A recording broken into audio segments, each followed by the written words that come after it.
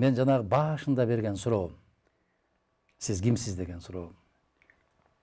Ушуга кайра кайрылсак, бүгүн сиздин ички жан дүйнөңүздү аябай кубанткан нерсе эмне? Эмнеге кубанасыз бүгүн? Анан ушунчалык тынчтык бербей түн уйкуңузду бөлүп, ойлонтуп капаланткан нерсе эмне? Бул мындайдын садагасы. Мени аптан эме кылганы көрсө, ошол Манас бабабыздын кеткенине 1100 жыл болуптур. Ошо 1000 жылдан кийин кыргыз ыйлап жүрүп, ботодой боздоп жүрүп, анан кийин эгемендүүлүк албадыкпы? Эмеде 90-жылда. Мүмкүн боздобой эле жүрүп алгандырбыз. Жок, эме да, улам бирөөнүн кол астында калып атпадык, ачысын айтасың. Кокон канал кол астында калдык, Орусияда эле канакей 16 жыл кандай чоң эме болду. Кайгы. Анан кийин ойлогонбуз да, ошол кезде мен деле тиге болом, даже СКга чакырганда барбай койгом. Ой, алып отуруш керек экен, галстук тагынып, анан барып туруш керек. Жок, үйдө эле оокат кылам деп. Кудай жалгап анан көлдөн келип айтчу, аябай депутат болуп бериңиз деди. Кой десем, бол үйгө келип араң да, үйгө барайлы, орусча айтканда, депутат болуп калган. Бирок жанагы карасам 360 киши бар болчу, байкасаң. Ооба. Ошонун бирөө жамандык кылдыбы? Бирөө жаман сөзгө калдыбы? 360 киши окуйгун. Ким гана жок. Анан ма дегенде жанагы легендарный дегенди тиги кавычкамын аздан алып таштап айтып атасың. Демек баары денибиз таза болчу. Кудай жалгап мынакей жеттик эгемендүүлүккө. Эми КПСС деле кийин дагы деградация башталбады, мурдагыдай болсо бир жөн. Анан бара-бара мына ойсода айткандай негедир анан бизде кеттик, бизде мөөнөтүбүздөн мурда кетиришти, дагы өзүнчө трагедия. Анан бара-бара байкасам, бул биздин идеология, жана сен айтып аткан. Манастагы кыргыз элибиздин конституцияга жазганымыздын баары ошондой болуш керек. Кийин да Манас жөнүндө эме да алдык, ошо жана сен айткан баардыгы бар да. Анан билим берүү, анан мына жана сен айткандай Кудай жалгап, мына бир топ билимдүү Москва тияк буякка жиберип, кадр маселеси укмуш болчу КПСС кезинде. Ооба. Жөнөкөй ишине койчу эмес. Даярдап туруп, аябай эйлеп, бюрого салып, аябай тияктан бияктан элдин пикирин сурап, өзүнү эмне кылып бересиң кара? Сени мынакей министр кылады. Акыл эсин карап. Мынакей үчөөң турасың. Кана үчөө бюрода. Үчөөңдү мына кимиң министр болуп бересиңер? Эл агасы боюнча. Ооба. О койсо анан угуп туруп, анан кийин өзүнчө бюро чечим чыгарчу. Аны дагы эмеден тиги ректораттан, тиги министерстводон тиги сунуш болчу да. Кайда гана маданият боюнча. Бара-бара мунун баардыгы калды дагы азыр деген жанагы билим берүү, билбейм, мен жазгам. Орусча айтканда ниже пояса, кыргызча айтканда ычкырдан ылдый түшүп кетти. Баардыгы эле тармак түшүп кетти. Жөн эле жана айтып атпайм, барса мени тааныбайт го бүгүн. Айтматов ким экен билбейм, башкасын айтпайын. Анан эмеде болсо, маданият жагы барган сайын аптан төбөн түшүп барат. Мен мындай деп ойлоп атам. Эми ойлошот, жакшы ишин коюп койсоң эле ошол андай эмес, системанын өзүндө болуп атат. Мына бир-эки эме келтирейин. Мына мисалы үчүн жанагы орус тили, кыргыз тили боюнча бир топ эме болуп кетти. Конституция эмес жазылып калган. Официальный язык русский язык, государственный кыргызский. Демек, жөн жүргөндө өз эме мамлекет тилинде сүйлөшүбүз керек экенде, иштин баарын официальный орусча язык. Туура эмес да. Ыгы келген жерден кыргызча, керек болсо орусча. Ушундай болуш керек да. То есть международное общение. Анан тиги орустарга ана мындай чыга башташты, вообще алып ташташ керек. Анан бир кезде бир эле примерди айтайын.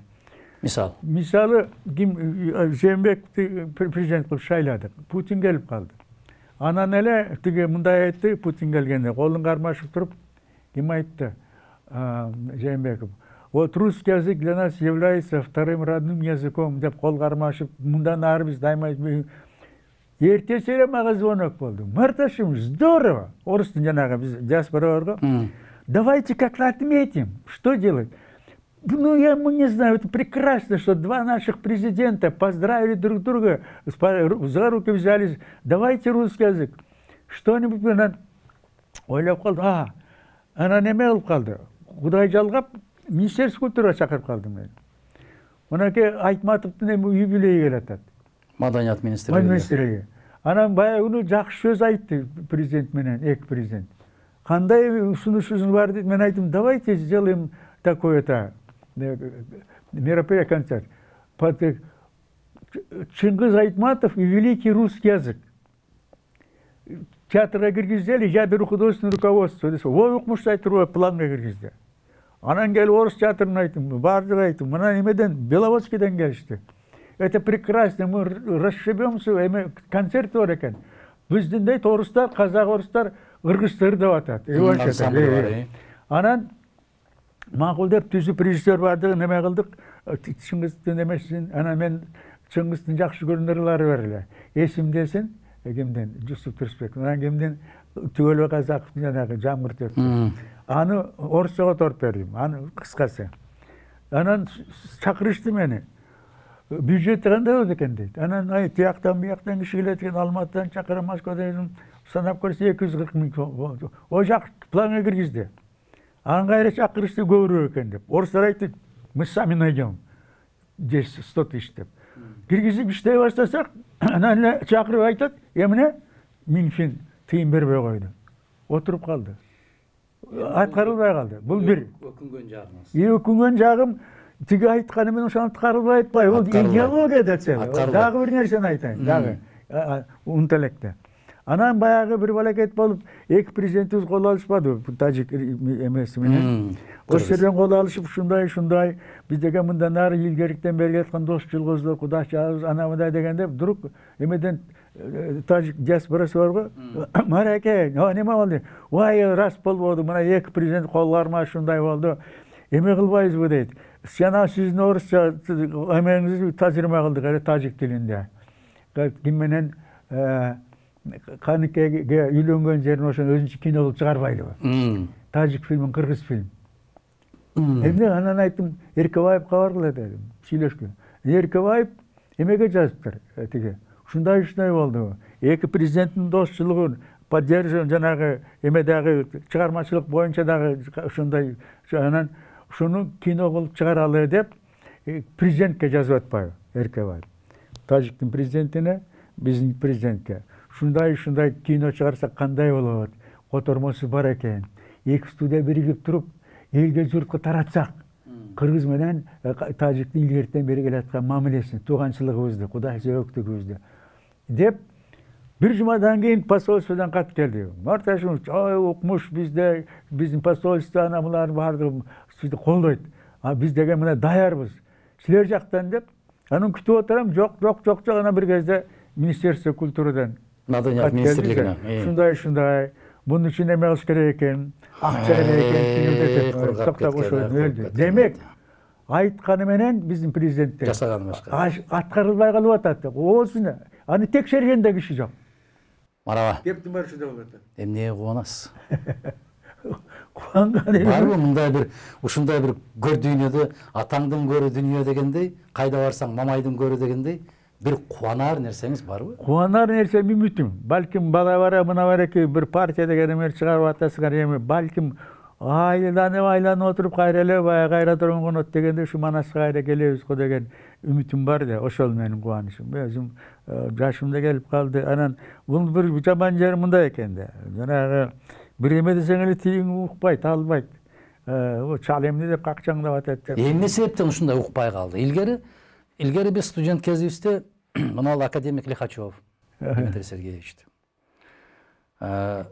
Белгилүү инсандар, баягы Москвада билесиз, Дом литераторов бар, адабиятчылар үйү деп коет. Ар 4-күнү кечинде сөзсүз түрдө бир акындын же жазуучунун чыгармачылык кечелери өтчү эле.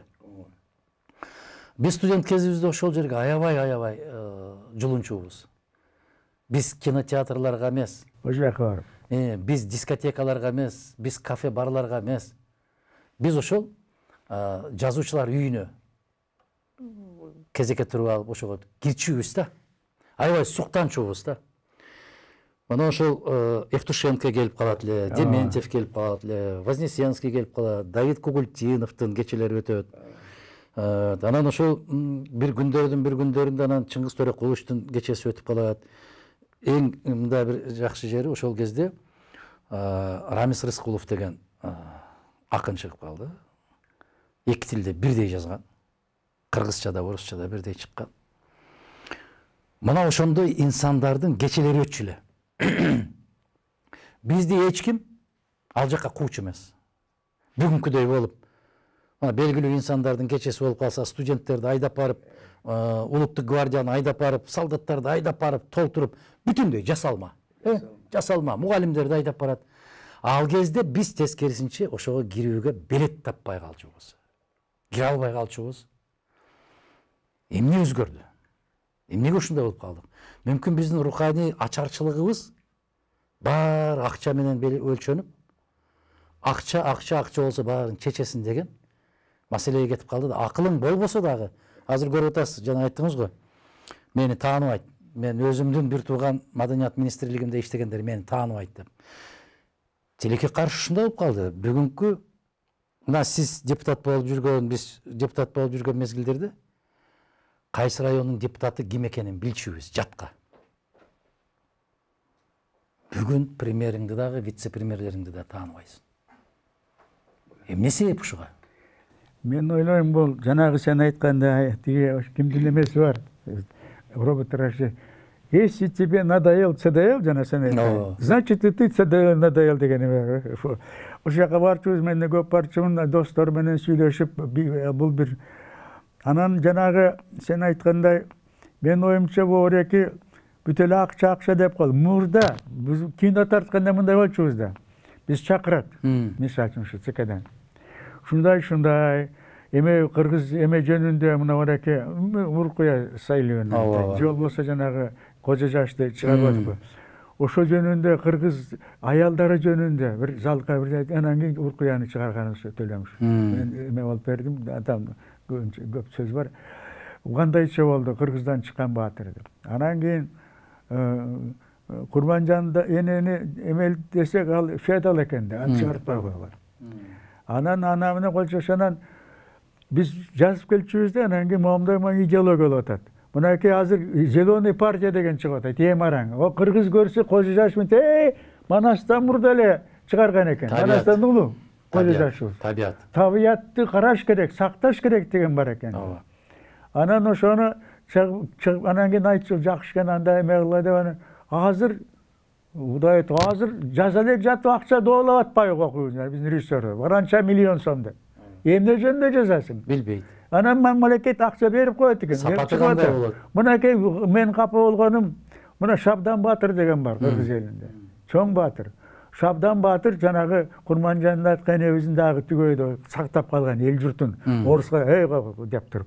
Ошо жөнүндө баланча миллион сом анан карасак таптакыр өзгөрүп, таптакыр башкача кетти сценарийси. Ким жазыптыр аны сценарий? Аны ошол эме айтып отурбайын, көрсө тиги кебиндикте ойго окуй, бу Шабдан Баатыр чындыгында баатыр болгон кыргыз элинин. Эки элди бириктирип сактап калган ошол. Башкасын айтпайын, Шабдан Баатырыбыз 13-жылы каза болгон экен.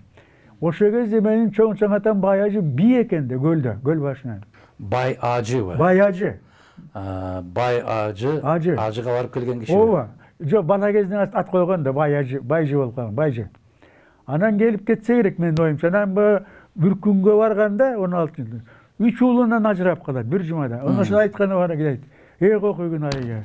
Шабдан Баатыр тирүү болгондо мындайга жетмеген 16-жылы. Демек, мунуку зор да. Эми ошону тиги тарта албай атабыз, башкача кетип калып атабыз. Дейли. Анан эмеде мен дагы бир нерсени айтайын, капа болгон жерим. Мына министерство, эки министерство жөнөкөй жем баштык болуп калды. Экөөнүн тең эч кандай укугу жок.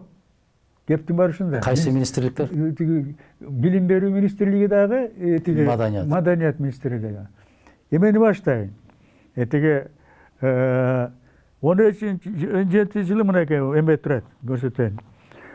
Эме деген жыл экен. Год эме 17 год нравственности, воспитания и культуры дейді. 17-ші. Ана мені шақырышты. Ой, сіздің бір, ана немеде сөз бола баштады да.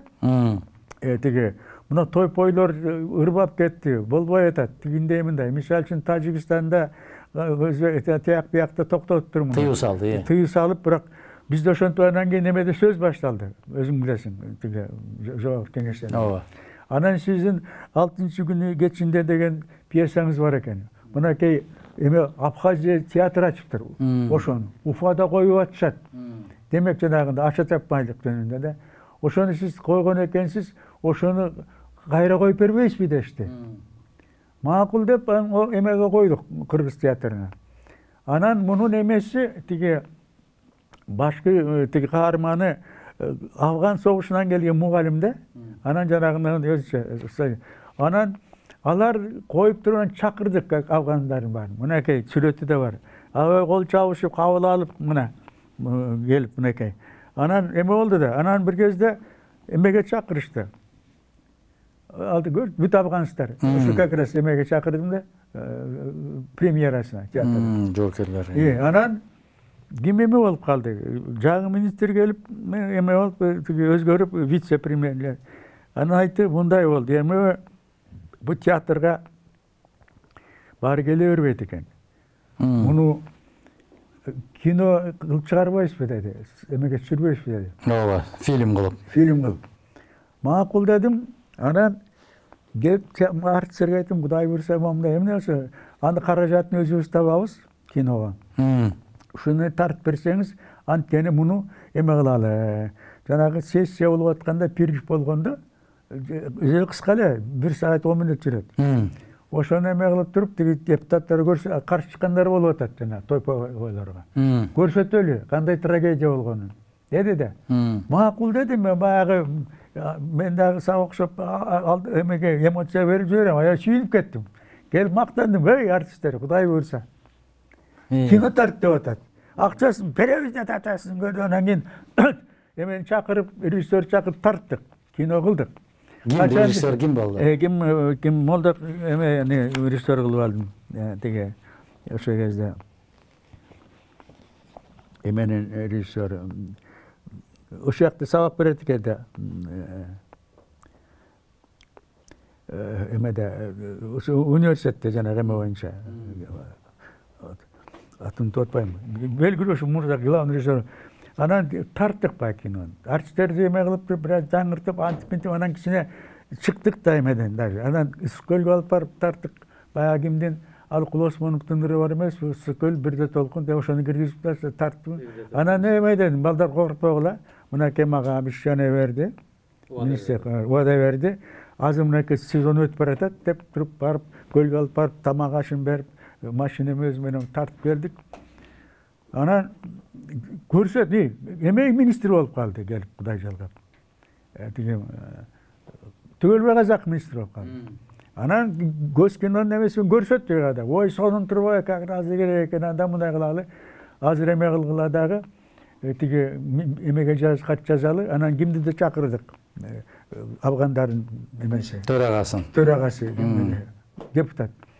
Ада кат жазды. Момдай болду, аптан керек экен, муну кабыл алгыла. Уже готовый продукция катары. Анан неме кылып туруп, мынакей Төлөмүш Бакеевдин студиясы деп карынап, анткени муну аябай күлгөн муну 86-жылы койгондо Төлөмүштагы.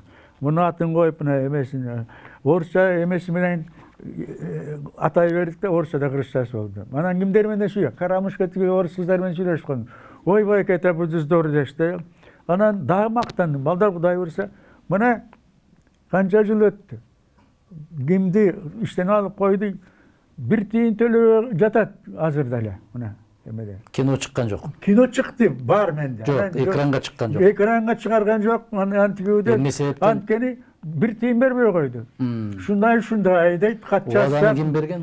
O adanı ministersi vergen. Akazda Atambayip emi olçu. Başka çolkal desek. Bunu төлөш үчүн планга кириш керек, кирбей калдык, тететеп тиги зам министринен кат келди. Мына ушул өкүнгөн жагдайларыңыз. Өкүнгөн жагдайлар көп да мараба, турмушта. Анан дагы бир нерсени айтайын, ушулап кетейин умталек. Анан кийин мына бареке байкасам, жана Манас жөнүндө айтып атпайбызбы? Байкасам бул орус тилинде көркөмдүү жакшылап чыкпаптыр да манасыбыз.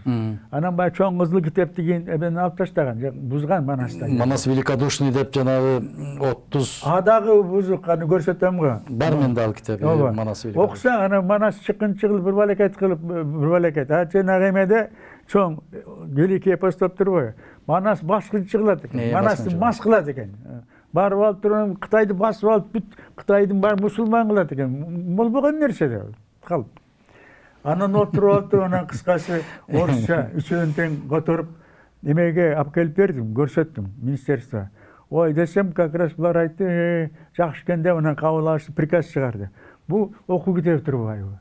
Баягы приказ бу, анан эме кайсы жылы Отунбаев президент болуп калгандан чыгардык. Анда сиз чыгара бериңиз китепти. Кийин анан өзүбүз сатып алабыз деди. Анан тияктан бияктан карыз алып деген чыгарымын орусчаны. Кечирип коюп бир китеп алган жок. Министерство. Кана бизде тыйын жок дейт. Эмне тендер жарыябыз.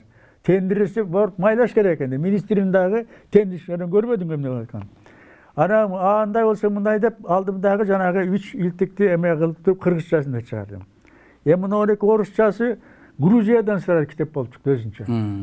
Азербайжанда китеп болуп чыкты өзүнчө, сразу жанагы ЮНЕСКО кабыл алды. Өзбекче чыкты китеп болуп.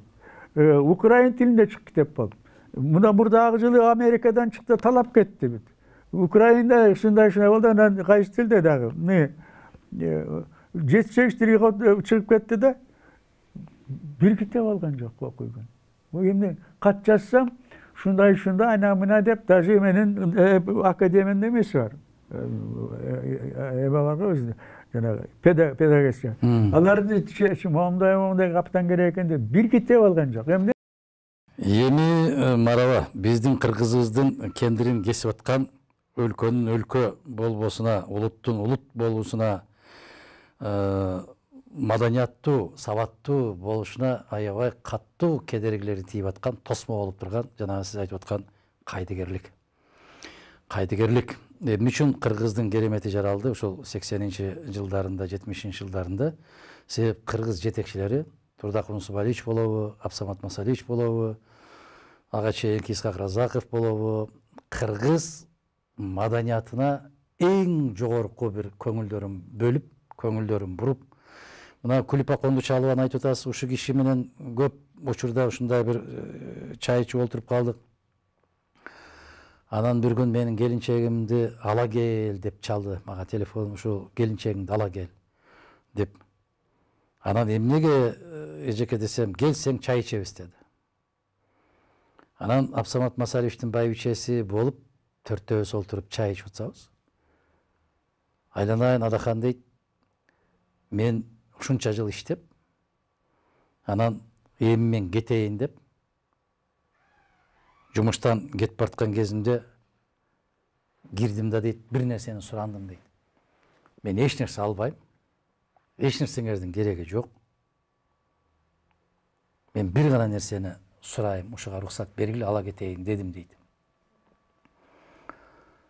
Анан тагыдай эле болуп, же орденби, же бир сыйлыкпы, же бир машинабы, же батирби, эмне сурайт болду экен деп чочуп кетишсе керек дейт. Айтыңыз эжеке, айтыңыз деди дейт, айтыңыз деди. Мен ушунча жыл олтурган ушул үстөлүмдү алып кетсем болобу дедим. Бар болгону. Бар болгону ошол. Кубанып кетишти, ой болот, кандай болбосун эми деп. Анан эмне үчүн ушул үстөлдү алып кеттим? Ушул үстөлгө Исхак Разаков отургузуп, как маңдайымда туруп, отур деп отургузуп коюп туруп, бата берген мага дейт. Ушул үстөлгө бата берген мага. Ушуну гана алып кетейин дедим дейт. Анан ушуну алып алып, уруксат берди дейт. Машинама салып алып кеттим. Муну эмне үчүн айтып атам деп, баягы керегем сага айтам, келиним сен ук дегендей. Ушул жигиттин келечеги кең, Кудай буйрса аябай жакшы жолдо баратат. Мындан көп нерсени талап кылчу болбогун дегенде кылып айткан да. Экинчи маселеси, караңыз. эмне үчүн ошол жерден иштеп турсаңыз деле болот эле, эмне үчүн кеттиңиз дегенде билесизби кандай болуп калды? Ошол кезде Күлүп эже айтып атат, ошол кездеги адамдардын аң сезими башка жака бурулуп баштады дейт. Биз айткан баалуулуктар бир аз четке сүрүлүп, башка бир ой жүгүртүү, башка баалуулуктар пайда болуп калганда, башка максаттары башка болуп калганда дейт, мүмкүн менден башка бир киши келсе, ушуну бир жолго салып кетер. Мүмкүн мен түшүнбөй аткандырмын дегенде ойго келдим деп. Ошо кийин аябай өкүнүч менен айтты, билесизби? Ушунчалык кыйынчылык болду, кыйналдым. Ошол үстөлдү эң бир өмүрүндөгү эң бийик бир кандайдыр бир ыйык нерсе катарында сактап жүрсө, ал үстөлдү антиквариат, эски эмеректерди саткан дүкөнгө тапшырып жиберишиптир. Мына баалуулук. Деме мындай да, ушул Күлүп эже иштеп турганда театрга кээде өзүбүздүн премьера кире албай калчубуз. Ушунчалык. Айылдан келген обязательно театрга келчү. Анан кийин башкасын айтпай ушул оперный театрга премьера болгондо, ошо жанагы Разаков, Усвалиев баары келип туруп, ошо отурушчу кадимкидей көрүп кетишти. Анан мен баягы капа болгонум эме болуп калды. Тиги эмени коюп атыптыр. Ушул жанагы театрга чоң акча төлөнүп, жанагы тендер менен ремонт кылды операны. Мен ошондо манасты орусчасын ошол жака коюп аткам. Анан кийин бир опера коюшту. Мен оюмча ошо Травиата болуш керек. Анан мен бир топ операны наизусть билем да, бир топ. Вердинин Риголеттасы, Травиатасын, кимдин Чайковскийдин эмесин, Пиковой дамасын, Евгения баарын билем. Анткени иштеп калдым. Анан келсем, чакырып калышты. Келсем айланайын эме жыттанат, жанагы өтүк майлаган. Гуталин. Ошо жыттанат. Мындай карасам, биринчиден бирдеме жок. Жалаң, сен айткандай көрсө милициянын курсанттарын. Аскерден отуруп койду, баары өтүк майлап берет. Гуталинда. Бул бир. Ансыз келгенсип карасам, эми мындай да, жанагы бекин айткан жокмун, бул Травиатада эмеде, бул чоң Манаптын биздин сөз менен айтканда баласы эмеде публичный домдо иштеген кызды сүйүп калат. Көрсө ал туберкулез экен. Анан ошону менен жана ушуну укмуштай жери бар да, жана эми карасам тигиле уктап отурат жанагы балдар. Көрсө Травиатасы итальян чырдап атат. А тиги сүйгөн жигити Альфред с большим акцентом орус чырдап атат. Эмне жөнүндө окуйгун? Билбейт да. А биз бала кезде сенден алдына чыгып туруп биздин мектептерде, орусча мектепте окуп калдым. Кыргыз мектеби номер 5 кыздар өзү алдында чыгып туруп эме берчү кичинекей. Урматтуу ушундай уважаемый да. Бул жөнүндө билесиңер. Мына бир эки чыгармада момундай бар. Мына сүй деген канчалык ошо адамдын деп тургандан беришти. Ал жок, эмне жөнүндө эч ким билбейт. Эч канан келип айтмай, что за безобраз. Эмчи итальян тырдап атат, ким түшүнөт аны? Ошондой бир балекет болуп атат. Анан айтып атпаймынбы жанагы эмени инаугурация болуп атса жанагындай жаман ырдатып атат. Анан баягы эмеге барып кыйчалактаган Масорусту тиги мага звонить этишти сразу Москвадан. Что за безобразие, почему издеваетесь? Эми марава, ошол жерге барып Москвага мисалы ушундай бир орус кыргыз маданият күндөрүн өткөрүп атканда, анын репертуарын текшерген инсан керек да. А репертуарды текшериш үчүн аны түшүнүш керек да. Билиш керек. Билиш керек да. Эмне жөнүндө, бул чыгарманы ким жазган, эмнеге арнап жазган, кандай бир окуяга байланыштуу, мааниси эмнеде. Аны билген киши жок да. Марава, мен какшап атканым ушул. Билгендер чакырбайбы, айтсак укпайбы. Чакырбайт, билгендерди чакырбайт. Себеп чакырып койгон болсо. Эми десем айтат да, протокол боюнча дейт, тет жактан келип келет. Сиз билесизби? Петр Биринчинин указы бар. Кол алдында иштегендер жетекчиден акылдуураак болбош керек деген. Сен өзүңдү келесоо катарында көрсөт деп атат да. Билесизби? Эгер сиз билген киши болуп ошол жерден айтып койгон болсоңуз, сизди чакырбайт экинчи. Себеп? Ошондой эле болду. Себеп, мындай биздин кайгыбыз ушундай болуп атат да. Өзүнөн мыкты өсүп кете турган азамат болсо, аны кулун кезинде тээп, аксатып коюу керек. Биздин улуттун кайгысы ушунда. Мен сиз менен 2 саатка жакын сүйлөшүп келатам дагы, ошого жооп таба албай келатам. Сиз айттыңыз го жанагы мына Касым Тыныстановдарды жазган өзүбүздүн эле алып жазуучубуз деп, баатырыбыз деп көкөлөтүп жүргөн эле өзүбүздүн алыкебиз экен деп айтып атпайсызбы? Бул нерсе биздин каныбызда барбы? Эгер каныбызда болбосо, эмне үчүн Семетей Манастан калган жалгыз туяк келсе, эмне үчүн аны жакып кесесине уу куюп тосолот? Эмне үчүн? Бул кайдан келди? Тескерисинче Кавландан калган жалгыз туяк деп астына ат тартып, чапан кийгизип, айланайын неберем деп ыйлап эки көзүнөн сүйүп, чоң атанын касиети ушунда эмеспи? Мунуку мен излегем аны алып таштадым. Көрсө жанагы кийинде Уркаш Мамметелиевде чыгарды, Семетейинде бар. Көрсө мунун корккону, анан кемпир айтат эмеспи, кокуй. Ой дейт, бул Кудайырган атасын тарткан дейт. Бул элди журтту эметип жетелеп кайры чоң казат кылат, элди кырат деп. Ким айтат? Багдад айтат. Тиги ким Жакып айтат экен. Ошондой дейт. Анан чындыгында эле ошондой болуп атпайбы? Келип туруп анан бул дагы бир жери бар, көңүл буруш керек да. Дейт, сен жалгыз эме тиги барып туруп ким менен достоштошсо да болбой атпайбы? Анан барат. Анан чыгып баратканда Семетей, мен анда дейт, мен өзүм барып кимден өч алам дейт. Тиги Коңурбайдан. Анан Бакайды, Канчорой, Гүлчорону эриште болуп чыгарыр алдында, анан алдынан Айчүрөк чыгат. Эмедей болуп. Дейт, кокуйгун ушундай сен барбагын, жалгыз майып болуп каласың десе, атаңды көрүп мына акмак деп көчкө бир тээп жанагы катынды. Ушу кандай, дечеле, ушунда катын чыкса дечеле деп туруп анан кетет деп барат деп эмне болот? Барып туруп ок жеп араң келип атпайбы? Анткени Коңурбай дагы киняный жери бар да, ушу Саякбай атам боюнча. Анан келип отурганда Коңурбай көрсө бала көрбөй өңүшкөн. Анан келип көрөт да очоктун, ай атаң көрөйгө. Ушундай касып болуп, ушундай тагдыр болду. Мен кечирим сурап, эме кылып туруп, кеше ошо Семетейди уулумдай сактап алат элем.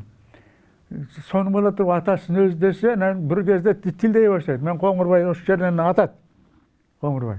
Анан кийин эми анан Айчүрөк учуп келип анан денесинен аттап калды. Ты понимаешь, чем дело? Көрсө Жакыптын корккону ошол экен да. Анан кийин жанагы чыккынчы болуп атпайбы, тиги баласы кимден?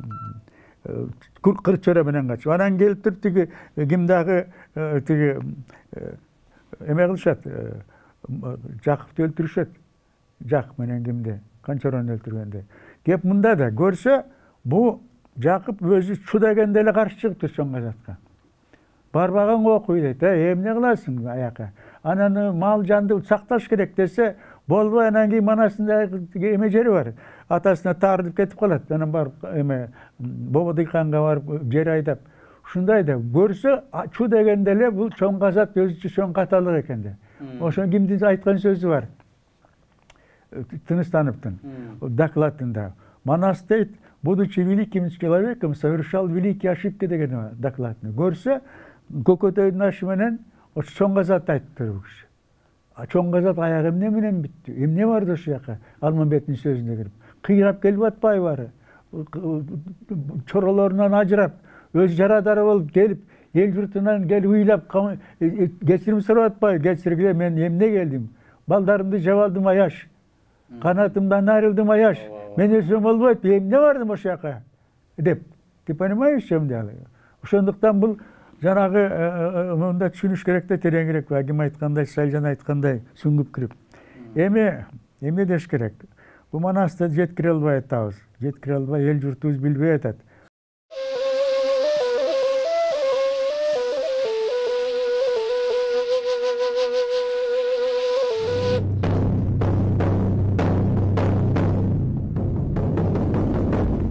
Биз менимче ойлогон ой максаттын багытында жакшы сүйлөшө албадык. Эгер мугалим катарында баа койсок, бир 4 менен 1-3-түн ортосунда болду.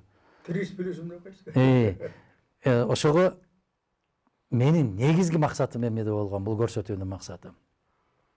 Сизди инсан катары көрсөтүү. Сиздин жан дүйнөңүздү көрсөтүү. Сиздин жүрөгүңүздүн кагышы эмне деп кагат. Сиздин көкүрөгүңүз кубанса эмнеге кубанат. Көтөрүлсө эмнеге көтөрүлөт да, чөксө эмнеге чөгөт. Сизди мыкты драматург, мыкты режиссер, мыкты жазуучу, публицист, эмне десеңиз ошол десин, жазуучу катарында тааныйт. Инсан катары. Инсан катарында сиз өзүңүзгө өзүңүз мындай бир баа бергенде мен сизге суроо берем, бир сөз менен жооп бергенге аракет кылыңыз. Биз ушул эле экөөбүздүн аңгемебизди насип кылса орусча улантабыз. Себеп көптөгөн кыргыздын жигиттери, кыздары бүгүнкү күндө кыргызчаны түшүнбөй калды. Мына Манасты окуп айтып атпайсызбы? Бүгүнкү жаштардын 70% Манасты түшүнбөйт. Интеллигентмиз деп жүргөн азаматтар окуса түшүнбөйт. Себеп бул жерде ушунчалык көп төл сөздөр бар. Баягы супа тартып келаткан мезгилде деген болсо, мен бир китепканада окуп отуруп ушуну карасам, мага бирөө келип айтып атат. Сиз кыргыз тилин мыкты билген киши катары бир сурасам болобу дейт. Муну супа тартып деген эмне? Ушул сөздү түшүнбөй атам дейт. Бул таң агарып, эң бир үрүл таң агарып келет, үрүл бараң болуп аткан мезгилде супа тартып деп айтат. Десем, эмне үчүн супа деп айтылат? Эми аны мен айтып отурган болсом, сага бул жерде убакыт жетпейт. Мен ошондо байкадым, бүгүн интеллигент мен каттааныйм деген азаматтардын баары кыргыздын төл сөзүн унутуп баратыптыр. Биз башта айтат элек, бир күндө 700-800 сөздүн тегерегинде күнүң өтсө, өмүрүң, бул орто, жакшы деп. А бүгүн 30-40 эле сөздүн тегерегинде күн өтүп атат да. Кандай дейсиз? Прикинь, да ты что, представь. Ай койчу ай. Жана телефондон жазса да оа. Ансы да болот. Ушундайбы деп бирөөдөн сурап койсоң. Деп кетет Анан бирөөдөн чын эле ушундай болуптурбу десең, деп коет. Деп бир эле тамга жазып коет. Бул убакыт үнөмдөгөндүгүнөн эмес, сабатсыздыктан ушундай болуп атат. Жазылышын билбейт. Жатас, келес, турас, барас. Анан бир кезигип, кечигип дегенди ушинтип жазып балей болду. Ушунчалык бузулду баардык нерсе. Ошондуктан биз кээ бир түшүнбөй аткан азаматтар үчүн түшүнүктүү болушун үчүн орусчадагы ушул аңгемени курабыз. Мындай дешең. Тиги эме сен жанагы мен мындай бир өтө толкунданып анткени жарама тийип алдың да. Анан бул жөнүндө сүйлөшкөн сөз дайым мынакей карагандага ошондон башка оюм жок. Айрыкча мына Манас менен кыргыз Манасты мындай деп айтканбыз да. Айтып ошону президентке да жазгам. Немелерге да ай Манасты во-первых эмесин билиш керек, мазмунун. Бул биякта турсун. Философиясын билиш керек. Бирок Манастын тилин мен айткам, мына манасчылар чыгып жакшынакай манасчыларыбыз бар. Бирок ошондо силер үчүнгүп кирип атасыңар, эмне жөндөр деп атат. Жана тилдин байлыгы. Ошондуктан Манасты жөнөкөй гана окутпай, ошо жанагы балдарга текстин окутуш керек. Текстин өзүн окутуш керек. Мугалимдерге дагы бизде эмеде ушундай болчу, художественное чтение деген сабак бар эле бизде. Окуганды түшүнүш керек. Ошону киргизиш керек да. Окутуш керек. Ошондо гана түшүнөт экен. Ал тургай Касым кимдин тиги эмеси бар, эме предисловиясын жазган болот кимибиздин Юнус Алиевдин. Манасчыны угуп атканда башкача впечатление. Бирок мынакей мен редакторлап атам, көргөндө көрсө да окуганда таптакыр башкача, киришпеген жерлер көп болуп кетет экен дейт. Айрыкча Алмамбетке келгенде көп иш кылууга туура келди жанагы 4 томдуктун башчыгында. Анткени маанисине түшүнүш керек. Бул бир. Экинчиси, дагы бир капа болгонум мына мынакей тил комитетин түзгөндө мындай сөз болду да. Ушундай тил мамлекеттик болду, тилибиз дагы барган сайын начарлап баратат, сен айткандай. Мынатай комиссия түзүп кайрадан журтка китеп жазып, орус мектептерин окуш керек кыргыз тили деген сөз болду да Акаевке барып. Анан деп анда комиссия түзүш керек деди. Анан биз айттык, комиссия түзөлдү десек, анан Акаев өзү айтып калды. Сен мындай кыл, ал комиссия эгерде Министерство образованиянын кол астында болсо, билим берүү министрлигинде аны эч ким тилин албайт. Менин алдымда түзүлөт. То есть Госкомитет по языку при президент азыр ошондой болот го. Анын максаты эмнеде? Мына кыргызча чыгып аткан китептерди кыргыз тили боюнча текшерүү кандай окулуп атат? Кандай жетип атат? Манас жетип атабы? Кыргыздын тили сен айткандай байлыгы жетип атат, ошону текшериш керек, контролирующий болчу. Көзөмөлдөөчү. Анын өзүнчө эле май чуңкур кылып койбодубу азыр? Эми ал боюнча Толгон Токой нааразычылыктарым бар, ал боюнча дагы бир өзүнчө башка сүйлөшөбүз. Биздин баягы мен айткан суроолорго жооп бериңиз. Аба. Адам эмне үчүн келет дүйнөгө? Адам өзү билесиң, эмне келдик биз? Эмнеге келет? Кудай жаратты, бирок ал ичмей, жемей, төлдөмөй, ал өзүнчө бирок жанагы ички дүйнөсү да болуш керек да, бай дүйнөсү. Ички дүйнө эмнеден көз каранды? Көз каранды эми билбей, адамдын өзүндө бар. Азыр мынакей кечирип койгон, мынакей барып азыр эме кудайчылдар көбөйүп кетти. Бирок ошолор Куранды билеби окуйбу? Билбейт да. Мен дагы бир оюм бар болчу. Эмеге мектептерге эме киргизели. Орусча айтканда история религии. Дин сабактары. Дин сабактары. Дин жөнүндө, диндин тарыхы жөнүндө. Муса пайгамбар эмне менен чыккан? Иса пайгамбар эмне менен чыккан? Тиги Мухаммед пайгамбар кандай болгон? Кандай иштер болгон тегерегинде? Бул 3 дин үчөө бир. Ошондуктан жанагы Сагынбай атабыз Манастын атына 3 диндин эмесин киргизип атпайбы? Мытен Магометтен экен, Нысы Нойдон экен, христиансы, Сысы эме буддизмден экен.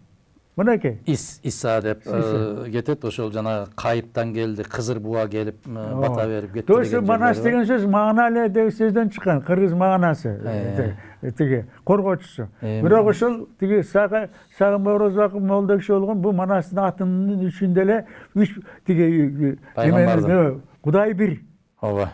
Эми Мараба. Мына дүйнөдө айттыңыз 85 жаштан өтүп калдым деп. Эң чоң байлык. Эмне? Адамдын дүйнөсү өзү. Эгерде адамдын дүйнөсү китеп окубаса, илим билимге сугарылбаса, кантип дүйнө пайда болот?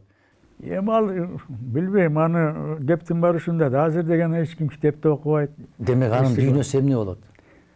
Ошону мен дагы арсаргуу болуп атам да. Кандай кылыш керек? Азыркы жаштарды айтып атпайбы, патриотизм болуш керек. Жанагы эле эмне үчүн биз башкасын айтпайм. Кинолор дагы бир жаган чыгарып атпайбы бир балекеттерди. Бир атуурдаган кино чыгып атат, анан тиги барып тез Францияга жатынын саткан кыздарды көрсөтүп ар кандай баягы эле пистолет окуйгун.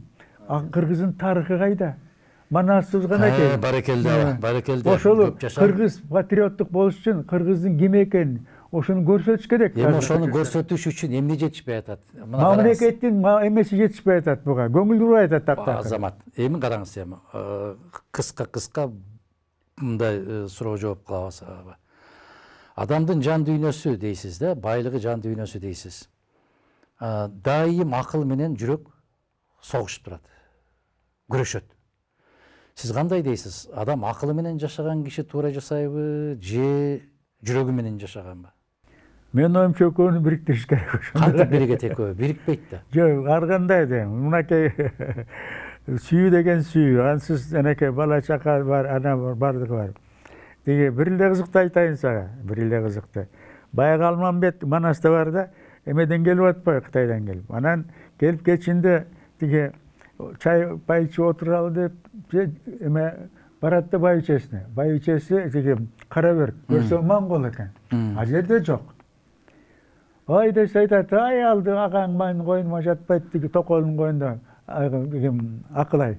Ал горный таджик экен эме. Акылай. Афганка, ага барса анда да жок. Анан келип туруп тиги атасына келсе, Манаса жерде жатат дейт кичине баягы. Эми сулуу эки зайыбыңыз бар экен. Бу кандай иши деп айтат, экөөтөң сулуу, бирок олжого келген аялдар. Жүрөгүм башка эмете албайт дейт. Анан ошол жерден каныкейди издеп келип атпайбы. Эми караңыз, жакшы. Ушул 85 жашка келип эң чоң каталыгыңыз эмне? Каталыгым билбейм. Каталыгымды тапкан деле жокмун. Туура эле жашадым деп ойлойм. Мен сурап калышат, эгерде кайра баштасаңыз дагы ушундай жашамакмын. Бир гана жерим, мына өзүмдү өзүм мактап коем, эч качан бирөөнүн алдында бөжөңдөгөн Азамат. Эми караңыз. Сиз атасыз калган, жокчулуктун аябай азабын чеккен, кийимдерди өзүңүз колуңуз менен тигип алып кийип жүргөн көчө баласыз. Анан элдик комиссардын кызын кантип баш ийдирип алдыңыз? Кыздын өзүнөн сураш керек. Кыздын өзүнөн сураш керек. Мүмкүнчүлүгүңүз болгон кезде мен үйүңүзгө барып деле чай үстүндө сурашым мүмкүн. Себеп мен баягы Түгөлбай атабыздын, Сыдыкбековдун керемет сөзүнөн улам ушул суроону берип атам. Ал киши жөнүндө дагы, аксакалыбыз жөнүндө дагы бир кинолорду, фильмдерди тартышып аткан экен. Менден пикир сурап калышты. Мен ушул жерде айттым. Түкөм айтат да, дал Алыкул ооругандай оору менен мен да оорудум дейт. Алыкул кароосуз болгондон гана каза болуп калды дейт. Экөөбүз бир оору менен оорудук. Бирок мен ушул жубайым, мен ушунчалык укмуш кастарлап карагандык үчүн аман калдым деп айтат. Бир жеринде ушинтип айтат.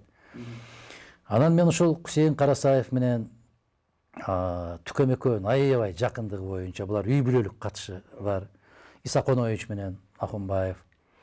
Мына ушул залкарлар бири-бирине табышты да, бири-бирине эриш аркак болду. Экөө Түкөм менен, Түгөлбай Сыдыкбеков менен Кусейин Карасаев бир аттын толуп турган эки көз куржунундай болуп, бирин-бири толуктап турду да, ошон үчүн бири-биринин үйүнө конокко барышты да, биринин үйүн бириндей көрүштү. Конуп да жүрүштү, башка болуп, аябай жакын болушту. Эгер Маар, сен куржундун бир көзүсүн, экинчи көзүнө кимди саласың десе, кимди салмаксыз? Эки салмак. Кимди? Түкөмдү дагы Карасаев. Анткени булар менен мен бала кезден чогуу өсүп калдым, булар үй-бүлө менен катташып туруп. Чын деле ошол. Анан бул тиги Асыл Күлөжө деп койчубуз, бизге жеңе болот. Дагы ушу кадимки эле Байтиктин эме, жана Өзбек хандын эмеси, небереси. Ооба. Солто. Ооба.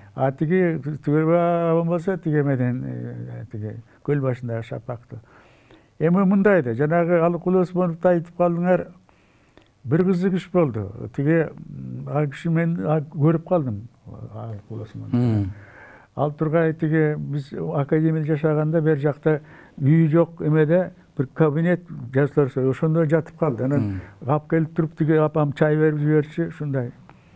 Анан тиги акыркы жолу Чолпон атада азыркы кирип баратканда ошол жерде бир кичинекейде туруп калды. Анан биз барып турчубуз да, ошол жерден көрүп калдым. Акыркы жолу эмесиңе. Анан бул жөнүндө ар кандай сөз чыгып кетти. Бул көрсө бул элдин айтуусу боюнча. Туберкулез болуп ооруп калганда үйлөнөт, кургак учук. Анан кийин жаш татынакай келин алат экен, сүйүп туруп алат экен. Зейнеппи? Ооба. Анан бойуна өтө 12 айлык болгондо тиги баласы чарчап калат. Анан якобы муну сен туберкулезсиң деп качып кеткен эмиш деп ушундай эмеде чыкты. Анан көп жыл өттү. Анан бир күнү министерстводо иштеп жүрсөм Гүлпе Кончал чакырып калды. Аймар бер келчи деди. Эмне бир келин азысага барат, көрсө ошо жанагы Ташкентте иштеп жүргөн экен, Алыкул Осмоновдун мурдагы келинчеги экен. Ооба. Анан эме инспектор кылып алдым өзүм кол астымда. Анан ыйлайт. Эмне десем жана Фиксин деген бир орус дейт, ушундай эме жазыптыр мени жамандап. Андай болгон жок дейт. Ачыгын айтайын дейт садагасы. Мен аптан сүйчүмүн дейт. Анан кийин өзү келип айт, кыз чарчап калганда айтат, сен деген менин эмем оорум открытый форма экен дейт. Сен менен жашасаң адам болбойсуң, кеткин. Кооптуу. Ооба. Анан ошол жерден ыйлап, ботодой бозоп, бетинен юанып кеткенмин дейт. Вот что боло интересно. Эми ошондуктан марава кайра сизге суроо берип атканым себеби артыбыздан томбучкандар көп. Аябай көп. Мына Таттуу Түрсүнбаеванын артынан сөздөрдү окуп, негизи өзү кыргызды кыргыз кылып тааныткан мыкты залкарларды тирүү кезинде кастарлап, тирүү кезинде көкөлөтүп, көтөрүп, сый урмат менен ким бар? Кайсыл кыргыздын залкары тирүү кезинде өзүнүн ордун ээлеп өттү деп айта аласыз? Ушу болгон жокко. Неге? Жана сен айткандай иштарлык көп. Эми аны ал таттууну менден сурап бала кезинен ушул 10 класста, 9 класста окуйт экен мен. Нуркан 10 класста экен. Анан Нарынга барса менин бир актылуу пьесамды ойноп атышты. Комедияны. Анан аны киносу иштечим, документалдык тарыхын өзүн жанагы песня Салимы деген бир эме чыгарган, ошону менен киного да андан ары эмеге кетишти. Келгенде бир топ чыгармаларымдын эмесин главный ролдорду ойнодум. Да ал турбай эне ушундай болду. Анан бул жана сен айткандай чыгармачылык чөйрөдө жеке канаки эме саясатта эмес, мында да көрө албастык көп болот. Эгерде театрда сулуу актриса чыкса, беркилер түлтүйүп ушакташат, антип атат, минтип атат деп. Эркектерде да ошондой болот, бири-бири менен. Эми караңыз да. Эмеде ат салышуу деген бар ошо. Мейли, ат салышуу деген сөздүн жакшы маанисинде болсо Кудай жалгасын. Бирок жаман маанисинде болуп атат да. Эми караңыз, мен Союздун кино тармагында болобу, илим тармагында болобу, орустардын же болбосо берки жөөттөрдүн бирөөсүнөн сурап калса, бул уникалдуу, бул гениалдуу, анан бул момундай болгон деп аябай көкөлөтүшөт да. Анан биздин кыргызга келип бирөөдөн пикирин сурап калган болсоң, аны адам кылган өзүм. Ал мындай болуп калды эле, анан кийин мен мындай деп койдум, ошонун улам анан жолун таап кетти. Анан ушундай кыйынчылык болуп аткан экен, мен ошондо көмөк берип койдум. Неге садагасы? Неге жакшы сөзүңдү мынчалык аяп калгансың? Неге мынчалык майдаландык биз? Эмнеге? Анан караңыз да, кокустан көз өтүп кетсе, кокуй эле кокуй, кылымда келчү жан эле, эми кайдан көрөмай, эми кайдан табамай. А сен таап турган мезгилде сен аны менен кандай мамиледе болдуң?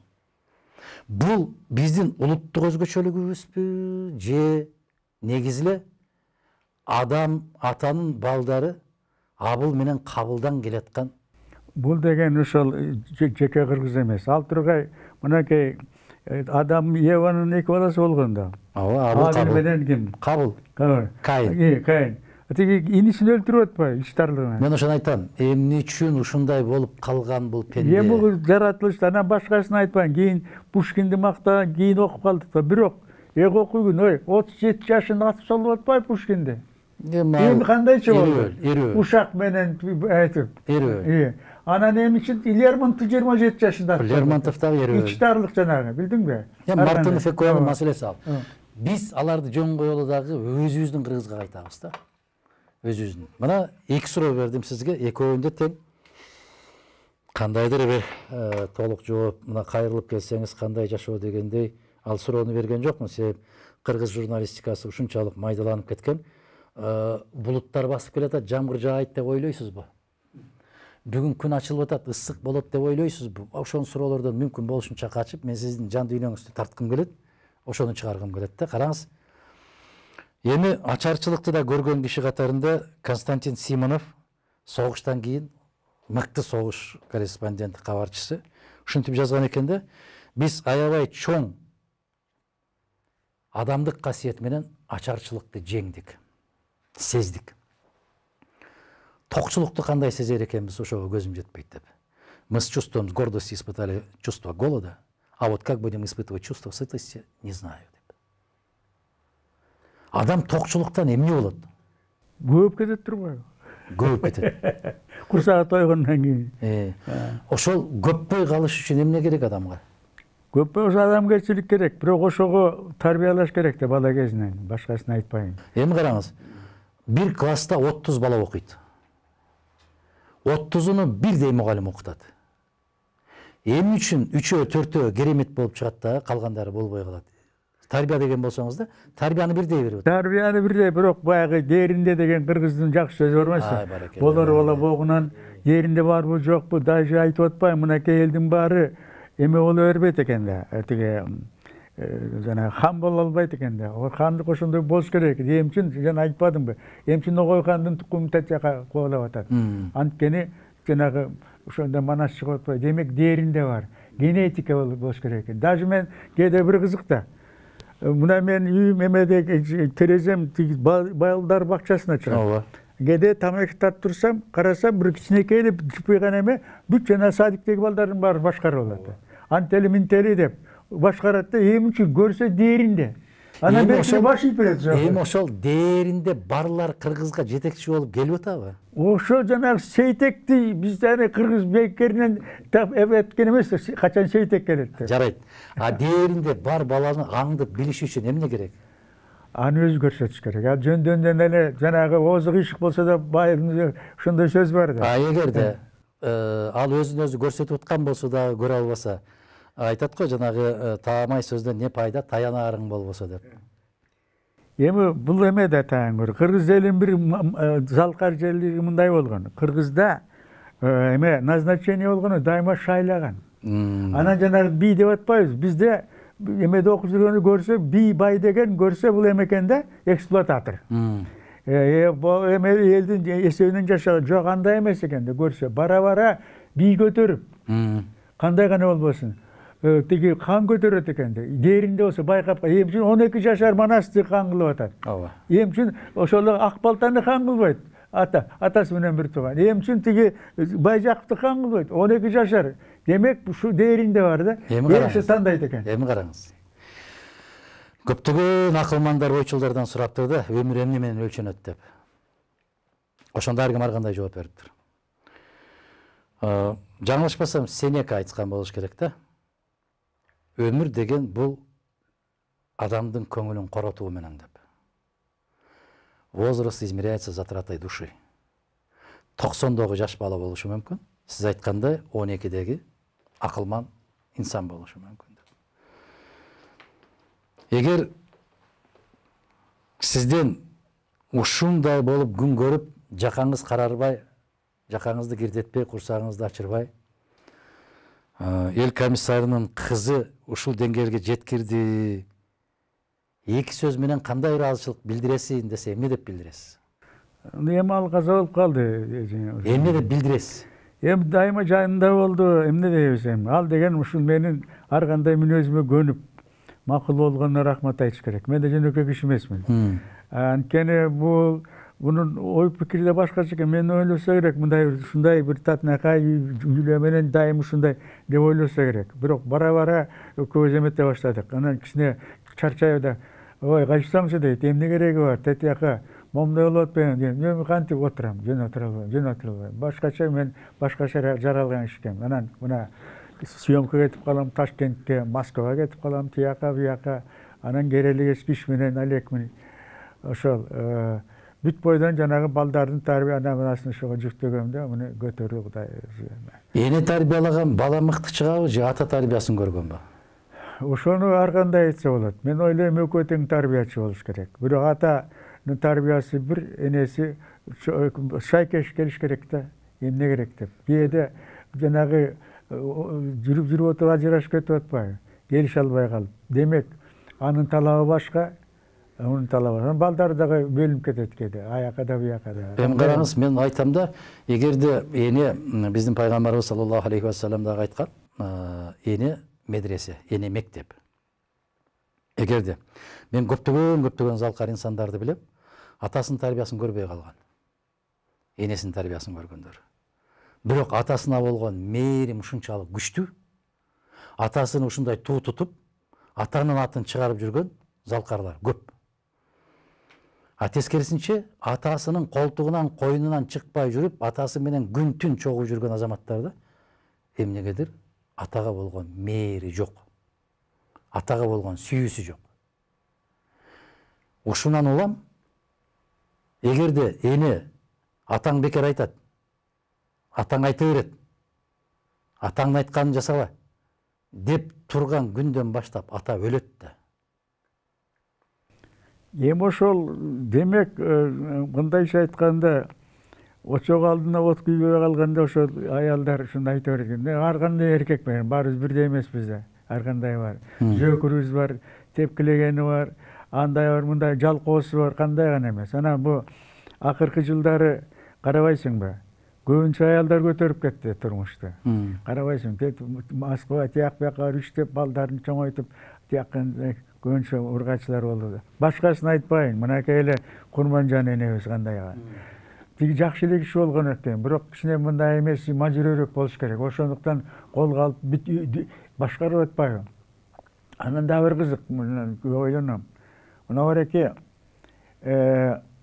Николай II, экинчи Николай, кандайча падышалыгынан кол жууду. Ушундай болуп калды. Тарттыруу еврейлерге. Көрсө өзү мажүрөрөөк киши экен да.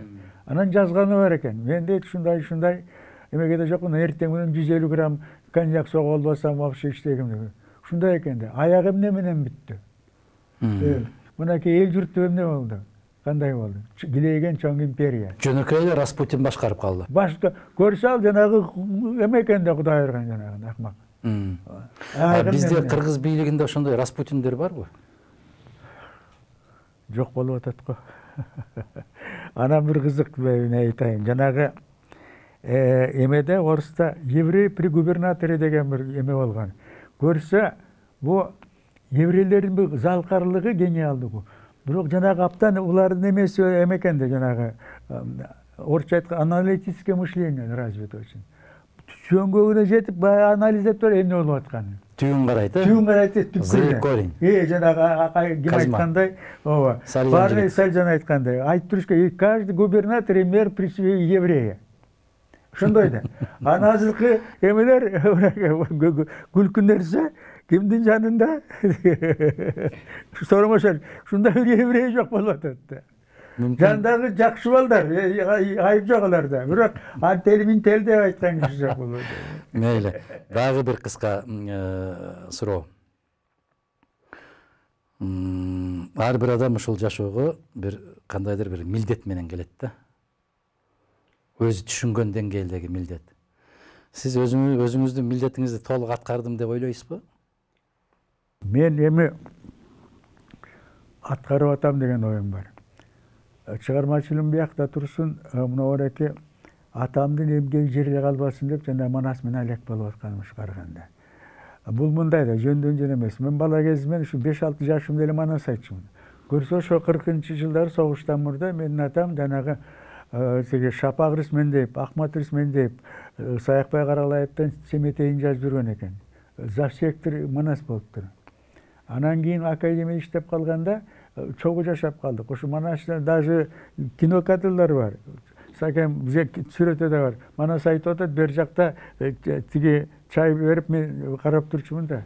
Баарын укчумун варианттарын. Анан кийин атам камалып кеткенден кийин жанагы эменин Манаста фондудагы эменин көбүн орусча сөзмө сөз которуп бер. Мен Марк Ленбайевдин экөөбүз.